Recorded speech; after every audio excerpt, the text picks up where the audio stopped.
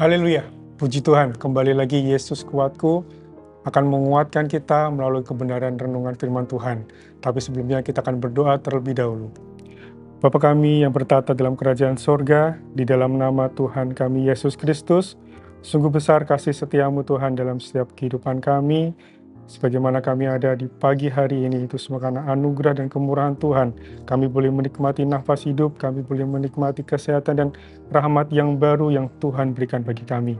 Dan pada saat pagi hari ini, kami siap membuka hati kami untuk merenungkan firman-Mu.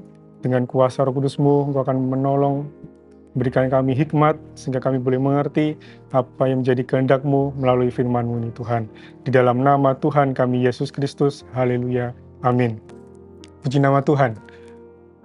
Renungan firman Tuhan pada saat ini dengan judul Power Up.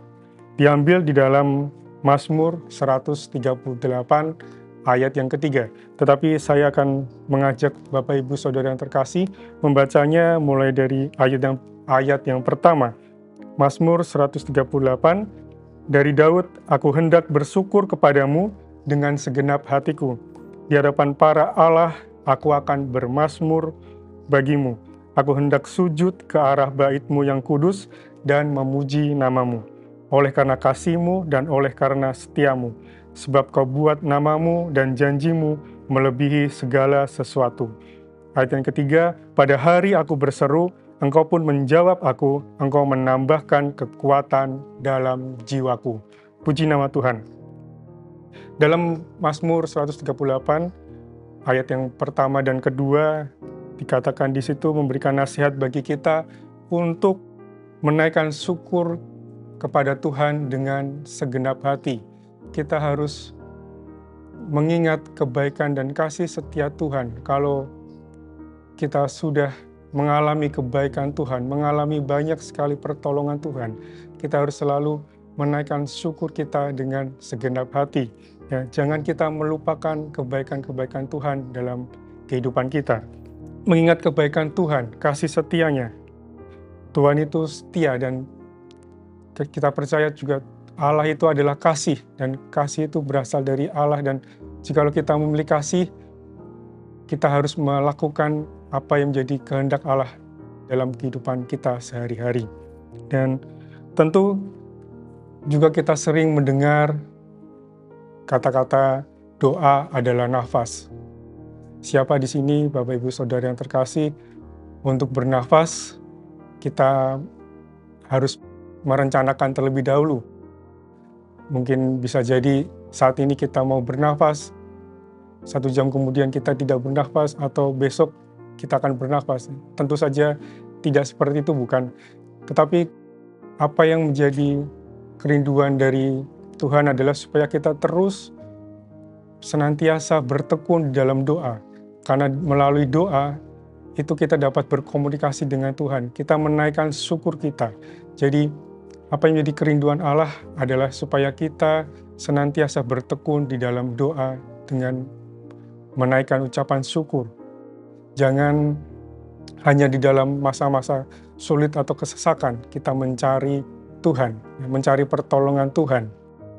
Jadi, di dalam ayat yang pertama dan kedua, menasihatkan kepada kita supaya kita mengingat kembali kebaikan Tuhan dan senantiasa bertekun di dalam doa. Di ayat yang ketiga sebagai ayat pokok kita, tadi dikatakan, pada hari aku berseru, Engkau pun menjawab aku, Engkau menambahkan kekuatan dalam jiwaku. Di bagian yang pertama, di situ dikatakan, pada hari aku berseru, Engkau pun menjawab aku. Jadi inilah yang menjadi kerinduan Tuhan kepada kita, orang-orang yang percaya, anak-anaknya. Kita harus selalu bertekun di dalam doa, karena di dalam doa, sekali lagi, ada komunikasi kita dengan Tuhan. Ya, ada perasaan kita bergantung kepada Tuhan.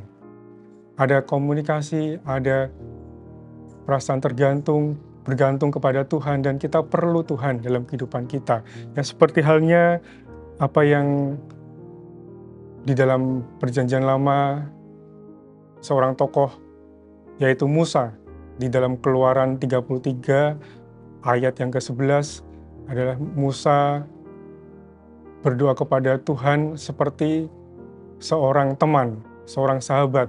Dia berkomunikasi seperti seorang teman kepada Tuhan. Ya, di sini Allah mau seperti itulah kedekatan kita kepada Tuhan. Segala sesuatu kita harus berdoa kepada Tuhan. Kita tidak melupakan kebaikan-kebaikan Tuhan. Ada hubungan, membangun hubungan dengan Tuhan. Dan tidak hanya di masa-masa sulit saja kita berdoa, tetapi terus kita harus menaikkan syukur kita. Dikatakan selanjutnya, engkau menambahkan kekuatan dalam jiwaku. Kita tahu bahwa manusia itu terdiri dari tubuh, jiwa, dan roh. Dan di dalam jiwa itu terdapat pikiran, perasaan, dan kehendak. Supaya kita dapat menaklukkan kehendak kita yang seringkali itu bertentangan dengan kehendak Tuhan, kita harus mengerti kehendak Tuhan terlebih dahulu dalam diri kita, yaitu melalui kita berdoa, kita terhubung dengan Tuhan. Kita mengerti apa yang menjadi kehendak Tuhan dalam kehidupan kita. Sekali lagi, untuk kita mendapatkan kekuatan daripada Allah, kita harus percaya bahwa Allah, Roh Allah itu ada di dalam kita dan kita tinggal di dalam Dia. Ya, jadi bagaimana kita untuk mendapatkan kekuatan daripada Allah di dalam jiwa kita? Selain kita berdoa, kita harus juga membaca dan merenungkan kebenaran firman Tuhan. Dan selain itu, kita harus melakukan firman itu dalam kehidupan kita sehari-hari. Kita tahu firman Allah berkata bahwa manusia badani kita, manusia jasmani kita semakin hari semakin menurun karena usia, tetapi manusia lahiriah kita, manusia batiniah kita harus kita bangun terus dari hari ke hari dengan cara kita terhubung dengan Tuhan melalui doa dan melalui ucapan syukur. Ya. Dan di dalam terjemahan yang lain, kalau kita baca tentang Mazmur 138 ayat yang ketiga ini, dalam terjemahan yang lain pun dikatakan Allah membuat kita berani, Allah menambahkan keberanian dalam jiwa kita. Tentu saja sebagai orang percaya ada banyak peperangan rohani yang kita hadapi. Tentu saja itu semua adalah oleh karena si jahat, yaitu iblis. Tipu muslihat iblis itu selalu berusaha untuk menjatuhkan iman orang yang percaya. Kita tahu firman Allah berkata dalam Efesus 6 ayat yang ke-10, dan pada akhirnya hendaklah engkau kuat di dalam kekuatan kuasanya. Oleh sebab itu kita perlu kekuatan daripada Tuhan. Kalau kita baca di situ semuanya ada tentang perlengkapan rohani untuk melawan tipu muslihat iblis. Kita perlu firman Allah, kita perlu Roh Kudus yang memimpin seluruh kehidupan kita supaya kita mengerti apa yang menjadi kehendak Allah dalam kehidupan kita sehingga kita boleh menang di dalam peperangan rohani kita.